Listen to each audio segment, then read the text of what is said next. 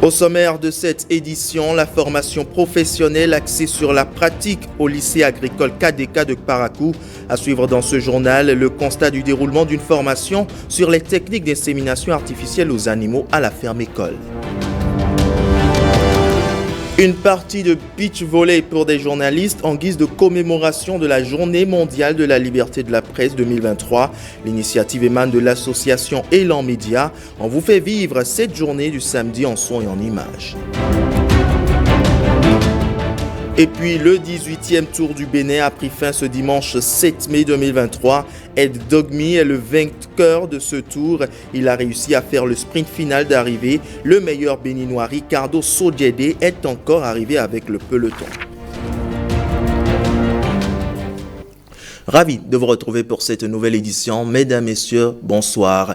Démarrons tout de suite par cette nouvelle étape de la tournée de Kouaro Ilchabi dans tout le Bénin. Une tournée initiée en vue de réarmer les acteurs du système éducatif pour de meilleurs résultats aux examens scolaires. Dans la Liborie, les responsables administratifs et pédagogiques, les enseignants et chefs d'établissement n'ont pas manqué de franchise dans leurs échanges avec le ministre des Enseignements secondaires, techniques et de la formation professionnelle, Achille Fatonji, pour le compte-rendu de la séance. Un bon manager, le ministre Yves Chabi Kouaro prouve qu'il n'y a de richesse que d'hommes. Avec les valeureux acteurs de l'éducation à la base, l'autorité forme une union sacrée dans un esprit de gestion axé sur les résultats. La parole s'est libérée à ce rendez-vous de vérité. En 2022, le taux de succès au BPC est de 53,61% contre 66,46% au plan national et au bac 49,50% contre 59% au plan national. Vous convenez avec moi, monsieur le ministre, que le département demeure régulièrement en dessous des taux de réussite au plan national. Des camarades aspirant au métier d'enseignement sont déployés à la fois dans 3 collèges, ce qui leur fait environ 30 à 35 km à parcourir par jour, avec 26 heures de cours à exécuter au mépris de l'arrêté numéro 069 du 27 novembre 2019 signé par votre prédécesseur. L'étude que nous avons menée conjointement avec la direction départementale il y a 2 ou 3 ans, où sur 7000 candidats, 700 étaient absents après avoir déposé les dossiers. Et ça veut dire que la Liborie partait avec 10% donc de handicap d'échec avant même la composition. La particularité de la Liborie, notre département, c'est qu'il y a une défaillance de l'autorité parentale en matière de suivi. Et autres là, ça, il faut le... L'abandon, la démission parentale, tout ça là, c'est du vécu. Mais je suis en train de mettre une dose de sensibilisation au niveau des miens pour que les données changent. Le gouvernement n'a pas lâché la Liborie en disant haut et fort que les problèmes de la Liborie seront réglés progressivement. En nous rappelant nos devoirs, chacun en ce qui nous concerne, l'enseignant joue un rôle capital. Je salue les partenaires sociaux qui ont compris qu'il faut faire du syndicalisme de développement depuis quelques années et je les encourage à aller dans ce sens. La troupe est galvanisée. Un engagement collectif a été pris en signe de motivation. Et parlant de motivation, le lycée technique agricole de Banikwara a reçu des matériels afin d'améliorer les apprentissages. Et la Liborie n'est pas le seul département du septentrion où s'est rendu le ministre Kouaro Ilchabi. Dans le Borgou, par exemple, un département arrivé premier au BEPC 2022, le ministre va inviter les acteurs du système éducatif de la région à un maintien du flambeau du succès et va surtout insister sur de meilleurs efforts à fournir pour une amélioration des résultats puisque le département est arrivé 8e au bac de l'année dernière. Le point de la séance avec Ronald Robinson et Michael Noati. Le ministre des Enseignements secondaires, techniques et de la formation professionnelle a fièrement remercié et encouragé les acteurs du système éducatif du Borgou à maintenir le cap sur la quête de l'excellence. Nous faisons cette tournée pour nous assurer que tous les acteurs partagent bien la vision du gouvernement, pour nous assurer qu'avec tous les acteurs et moi-même, nous faisons une équipe qui gagne. Comment va l'école dans le Borgou? Tour à tour, les représentants de l'inspection pédagogique, ceux des chefs d'établissements publics et privés, ceux des parents d'élèves et même ceux des délégués, des apprenants ont eu droit à une écoute attentive du ministre et de ses collaborateurs. La promotion de la scolarisation des filles à travers la gratuité des inscriptions de la 6e en 3e et qui se généralise dans le second cycle de certaines localités de notre pays. Les élèves du Borgou que nous représentons ici en sommes énormément reconnaissants. Les problèmes de formation des enseignants, de compétences et d'équipements par endroit, de bivalence de certains enseignants, la quête de subventions pour les examens blancs ne sont pas inconnus du cabinet ministériel. Le ministre Tchabi Kouaro a par ailleurs annoncé le programme de mise en place des lycées scientifiques modernes et des écoles normales supérieures scientifiques en vue de produire un vivier d'enseignants en sciences. N'attendez pas toujours le gouvernement. Les questions qui méritent une réponse appropriée au niveau du gouvernement, nous allons les régler. À l'issue des échanges plutôt cordiaux et en présence des autorités locales, un lot de matériel est remis au lycée technique agricole de Ina et de Kika et au lycée technique professionnel de Tchaourou. J'espère que ça nous aidera. Et cette dynamique de succès implémentée par le ministre Kouaro Yves Chabi emballe toutes les sphères de formation technique et professionnelle au lycée technique agricole KDK de Parakou. Pour une réussite de la formation, l'option choisie est celle de la pratique mêlée à la théorie. Nos reporters ont pu suivre une formation pratique sur les techniques d'insémination artificielle aux animaux à la ferme école de l'établissement retrouvant Bertin Adimi et Abdoulofou Idrissou. Voilà. C'est la résultante de l'approche qui consiste à allier la théorie à la pratique au lycée technique agricole KDK de Parakou. Après environ 3 mois de cours seulement, les apprenants ont acquis bien de notions qui leur permettent de réaliser des exploits. Par exemple, l'insémination de truies en chaleur. C'était pas stressant. C'était facile. Bien vrai, c'est la première fois. Je vais essayer de mieux suivre les prochaines pratiques à venir. Le fait de nous déplacer de l'école pour l'expérience, c'était pour nous quelque chose de bien. On a vu comment faire l'insémination. L'opération participe d'une technique artificielle de reproduction en matière d'élevage pour garantir une certaine rentabilité dans le futur. Lorsque nous avons les porcs locaux que nous élevons chez nous ici, à l'âge adulte, ils pèsent rarement 80 kg. On importe donc des semences de mâles de race améliorée. Et lorsque on introduit les semences de ces mâles-là à nos femelles, elles produisent une première génération et ça donne un élément que nous appelons F1. On sélectionne dans ce lot-là les femelles qu'on insémine encore, qu'on croise encore avec la race pure. Ça donne ce que nous appelons la F2. Et on sélectionne les femelles qui existent dans ce groupe-là, qu'on insémine avec des produits exotiques, des produits améliorés. Donc de sorte qu'à la F3, les produits que nous obtenons peuvent passer entre 300 kg et 500 kg dans l'espace de 6-7 mois. Le lycée technique agricole KDK de Parakou est pionnier dans cette approche de formation au Bénin, une approche duale qui restera toujours en vigueur. Il faut toujours lier la théorie à la pratique pour que les enfants apprennent, pour comprendre et désormais eux-mêmes vont pratiquer et passer automatiquement à la ferme. Et c'est un cas palpable aujourd'hui. On est arrivé pour l'insémination artificielle au niveau de la production animale. Avec le lycée technique agricole KDK de Parakou, la formation de qualité est assurée, gage d'une insertion professionnelle aux élèves futurs diplômés de l'établissement. Dans le cadre de la 10e édition du Festival international de danse du Bénin, en abrégé FIDAB, une caravane gastronomique s'est déroulée à Cotonou, un moment de découverte culinaire pour des danseurs venus de divers horizons. Thème retenu, le manioc, présenté sous diverses formes. Jennifer Sachivi et Rodrigue Blondoumen nous en disent plus dans ce reportage. Avec le gari, on va commencer d'abord à écraser, à râper, à vraiment émietter le manioc. Lorsque Tatiana tronque sa casquette d'artiste pour celle de cuisinière, elle a toute l'attention des danseurs venus au Bénin dans le cadre de la 10e édition du BIDAF. C'est un plat vraiment complet. L'heure est à la présentation du manioc, et à la démonstration des multiples façons de la cuisiner au Bénin. Nous avons plusieurs nationalités en fait qui sont présentes à cette 10e édition. Nous avons près de 20 pays qui sont présents cette année.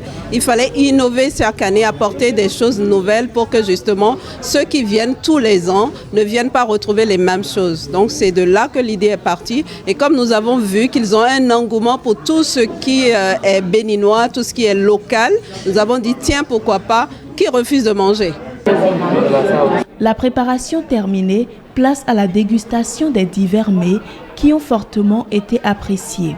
Vraiment le poisson, le manioc, tout ça, je me sens chez moi parce qu'on a on a des choses comme ça ici aussi. Gari photo, c'est ça. Et le goût, il est juste merveilleux. Moi, j'aime beaucoup. C'est épicé, c'est frais, avec les légumes, etc. Je trouve ça génial. L'initiative est vraiment chouette. On est tous là pour la même passion. On aime tous la danse. On passe de super bons moments. Mais ça, c'est un plus.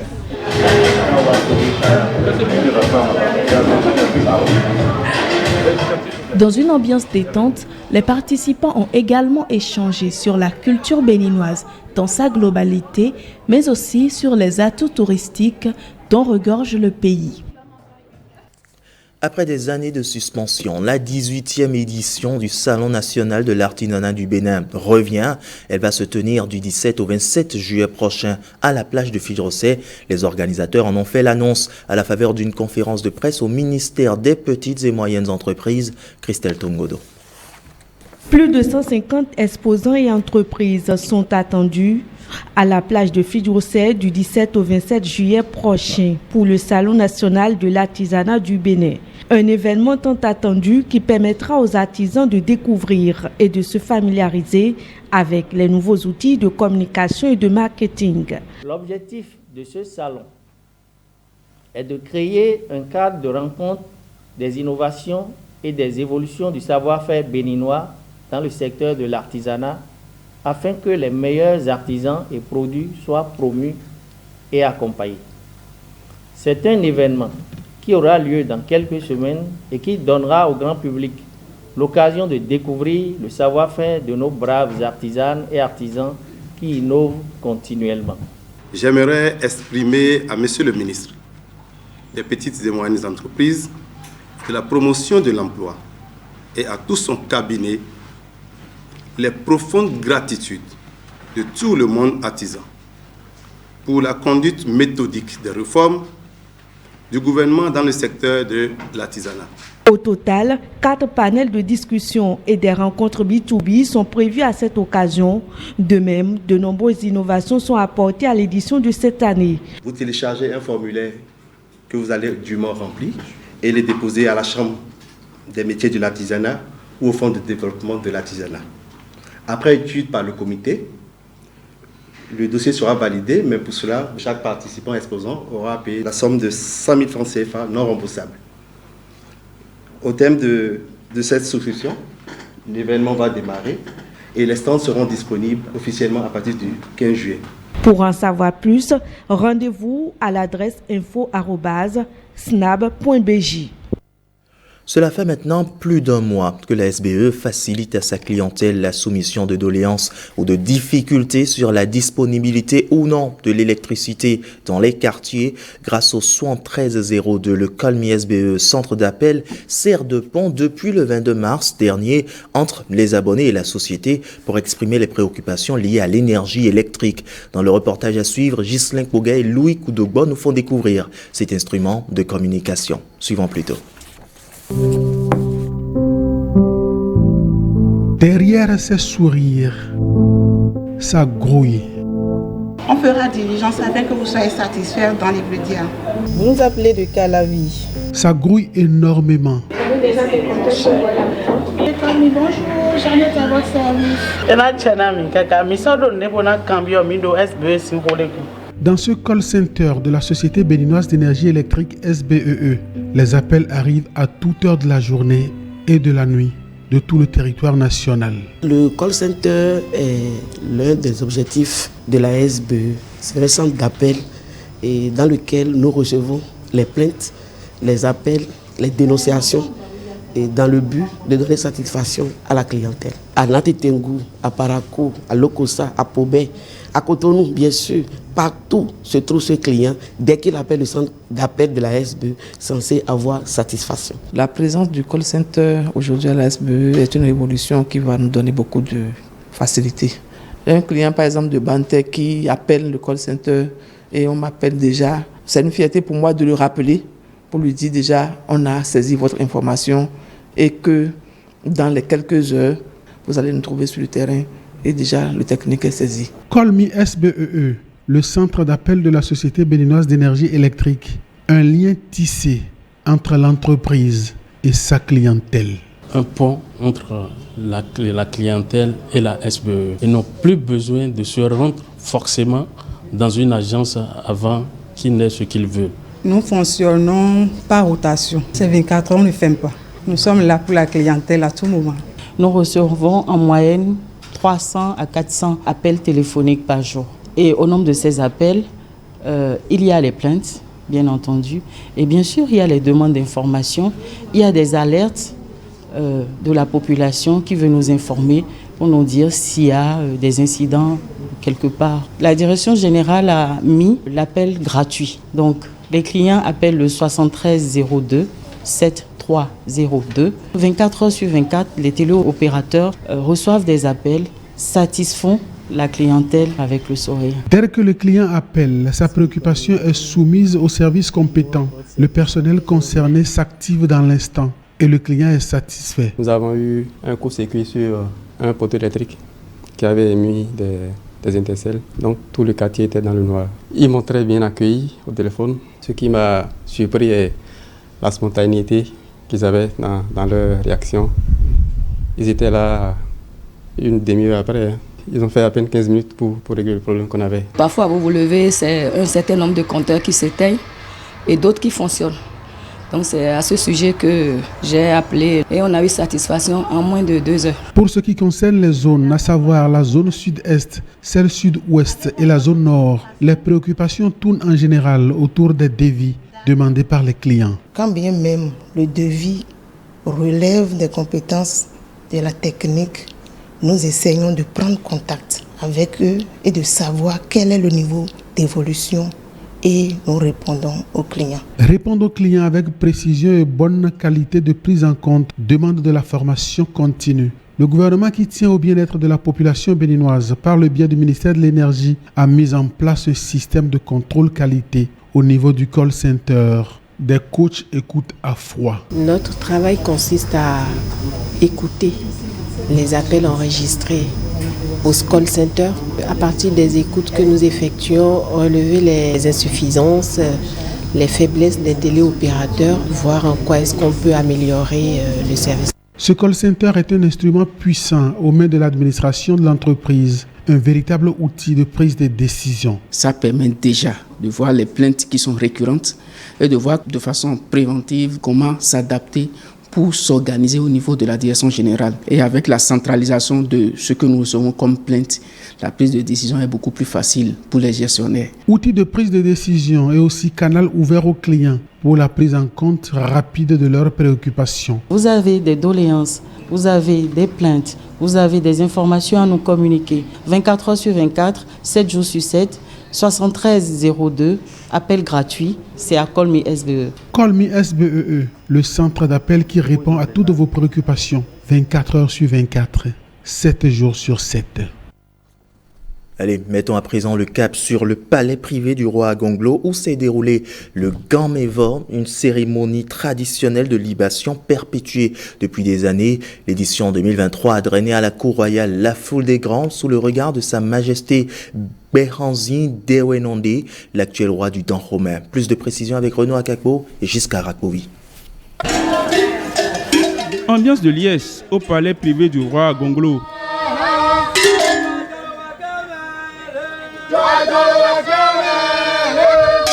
Les familles princières ont sonné la grande mobilisation pour sacrifier à cette cérémonie traditionnelle dite Gamevo. Il s'agit d'une cérémonie de libation initiée par le prince Adoukonou pour implorer les mânes de l'ascendance royale à Gonglo. Et pour la circonstance, aucun détail n'a été occulté. La cour royale était en ébullition à l'apparition de Dadak Behanzi Dewenonde, actuel roi du Dahomey. Les panégyriques claniques et les signes de prosternation s'enchaînent pour saluer la présence du souverain. L'histoire nous prouve que le roi Gezo, il intime les ordres à toute la famille pour dire qu'on peut faire la libation ou bien le Gamevo à son père Agonglo ici. Et c'est lui, Adoukonou, qui doit parrainer. Donc le nouveau Adoukonou, fier de l'histoire, il a décidé de prendre ce jour pour pérenniser cette histoire. C'est une histoire tangible, intangible, qui regroupe toujours toute la sensibilité. Aujourd'hui, vous devez constater, c'est la première fois qu'on a lancé une cérémonie de cette envergure où ça a réuni toutes les collectivités du nord au sud, de l'est à l'ouest de tout le royaume. Ça a donné l'engouement. Même le roi Roubadia Béranzi d'Ewenone est aujourd'hui ici et qui est en train d'honorer toute la famille royale. Instant de cérémonie, mais également moment de retrouvailles pour les familles princières. Nul n'a voulu se faire compter l'événement au regard de sa portée. L'histoire de Roubadia se pérennise. Raison fondamentale pour ma présence ici sur cette cérémonie. C'est pour la première fois, mais je suis sidéré, n'est-ce pas? Parce qu'il y a les princesses et les princes, tous les princesses et les princes qui sont là. Ceux qui sont véritablement concernés sont là et vraiment c'est la joie. L'initiative portée de bout en bout par le prince Adoukonou vise à rehausser l'image de cette royauté. Et fiers d'avoir vécu ces moments de retrouvailles, quelques descendants de cette lignée royale et des personnalités invitées ont bien voulu confier à nos reporters leurs impressions. Voici ce qu'ils ont dit. C'est une très belle cérémonie. Ça nous révèle notre culture. Tout ce qui peut nous révéler un pan de notre culture, c'est toujours très important de venir voir pour comprendre notre histoire. La cérémonie Gamevo, je me rends compte que c'est une cérémonie très importante dans le royaume du Dahomey. Au cours de cette cérémonie, nous avons vu qu'il y a des prières pour le mieux vivre ensemble, pour la paix dans le pays. Venir contribuer à tous ceux qui concourent à la paix, c'est toujours bien. Aujourd'hui, c'est la libation pour le roi Agonglo et nous y sommes en tant que descendants du roi Agonglo. Aujourd'hui, nous sommes là pour honorer, pour adorer, pour implorer les membres de nos ancêtres, particulièrement Dada Agonglo. C'est une cérémonie de libation que tout chef de collectivité, à des moments donnés, doit faire. C'est la source. Et aujourd'hui, vous voyez, nos palais sont en train d'être rénovés. Et ce n'est pas pour rien. C'est pour que l'histoire y reste. Et c'est pour que l'histoire demeure. Nous sommes là pour respecter la tradition, puisque ça a été initié par nos aïeux. Et vous avez constaté avec moi que ce Gamevo a connu la présence de toutes les autres lignées d'ailleurs. Donc nous sommes là pour prier, pour que nos aïeux puissent continuer de nous bénir, de bénir nos efforts. Le Bénin change et reste un attrait pour le monde entier, y compris divers artistes internationaux qui ne passent pas sans laisser leurs impressions sur la nouvelle physionomie de Cotonou. Longuet Longuet, artiste international camerounais, est aussi de passage à Cotonou pour quelques concerts et le chanteur du Makossa livre ses impressions sur les différents changements qu'il remarque au Bénin, suivant ses impressions au micro de Louis Koudogbo et Arnaud Adadja. Longa ne connaît pas les marabouts, il faut demander à Dieu. Longa ne connaît pas les charlatans, il faut demander. Voilà, je suis au Bénin parce que je suis attaché au Bénin. Mes albums marchaient très bien ici, mes chansons marchaient très bien. Parce qu'en dehors de Kirikou que vous aimez, et à Longa ne connaît pas les marabouts, il faut demander à Dieu. Donc, j'avais le feedback tout le temps, les gens t'aiment bien au Bénin, les gens t'aiment. Et on dit dans la vie, allez où on vous aime. Voilà pourquoi je suis venu. Le Bénin a beaucoup changé. Je dis bravo au président Talon, qui fait un travail énorme. Parce que un peu partout, vous voyez, la ville est propre. Et surtout, l'envie de vivre, la joie de vivre des Béninois. Sans vous mentir, dans une ville où il y a plus de 6 cabarets, c'est rare. Même à Douala, moi je n'ai pas vu ça. On m'a amené déjà dans au moins, je dis cabaret où il y a des orchestres. Vous imaginez un peu. Et moi, en tant que chanteur de cabaret, je vivrais ici sans me déranger. Parce qu'il suffit de prendre mon taxi, aller chanter là-bas. Je finis, je m'en vais là-bas, je chante. Je finis, je m'en vais chanter. Donc j'aurai du boulot, j'ai du boulot au Bénin. Irikou est tout petit comme ça, mais il est fort. Irikou est tout petit comme ça, mais il est fort. Longa est tout petit comme ça, mais il est fort. Allez, parlons sport à présent avec la 18e édition du Tour du Bénin. L'Algérien Hamza Yassine, au pied de l'Amazone à Cotonou, a gagné la 5e et dernière étape du Tour cycliste international ce samedi 6 mai 2023. Une arrivée au sprint avec un grand groupe de coureurs dont le maillot jaune Ashraf Ed Dogmi. Le meilleur béninois Ricardo Sodjedé est encore arrivé avec le peloton. Ed Dogmi, Ashraf du Maroc, maillot jaune porté depuis l'étape 1, a réussi à faire le sprint final d'arrivée. Il est le vainqueur de cette 18e édition. Blaise Adampo nous raconte cette course partie de Serrouet.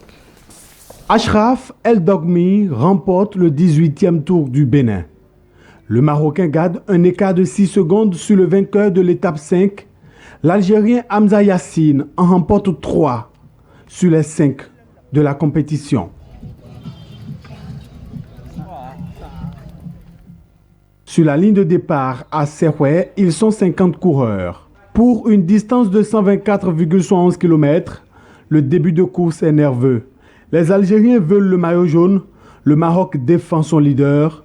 Derrière, les Camerounais veulent profiter, ainsi que les coureurs du Burkina Faso. Le Bénin reste à l'affût avec Ricardo Sodjedé, victime d'une crevaison après 25 km. La course est mouvementée. Abinon Ahmed Kofi du Togo et le Français Vincent Lacroix chutent.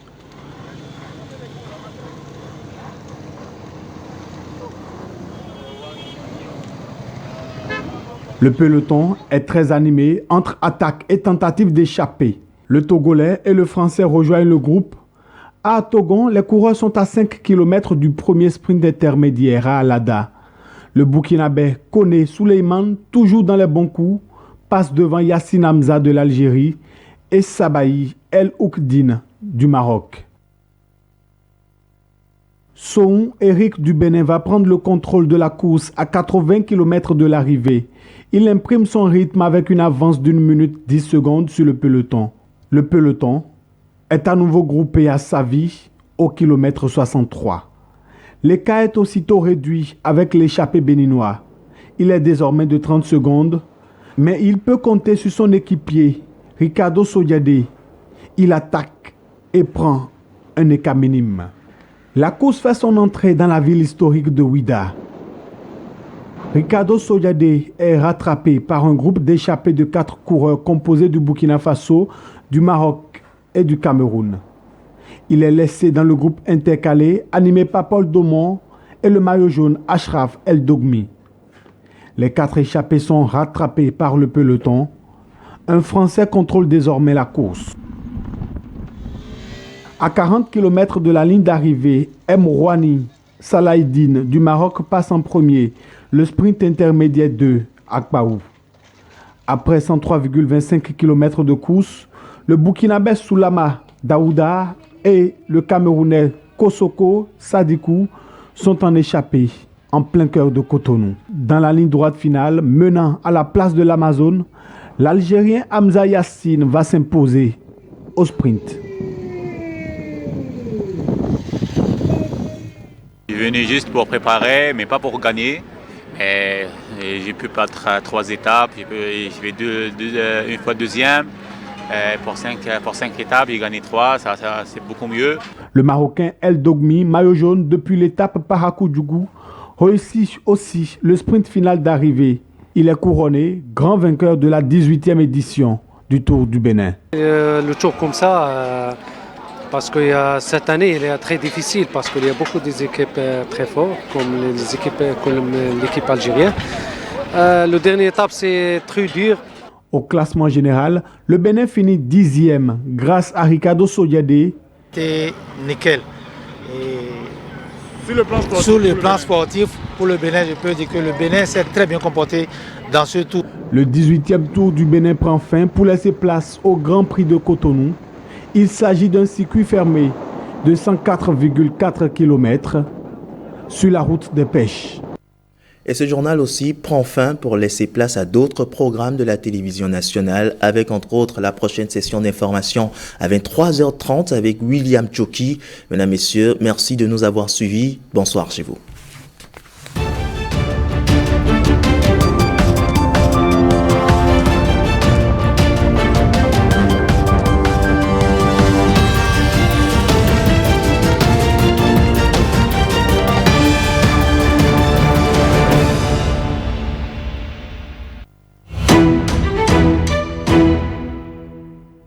Le 18e tour du Bénin prend fin avec la 5e et dernière étape.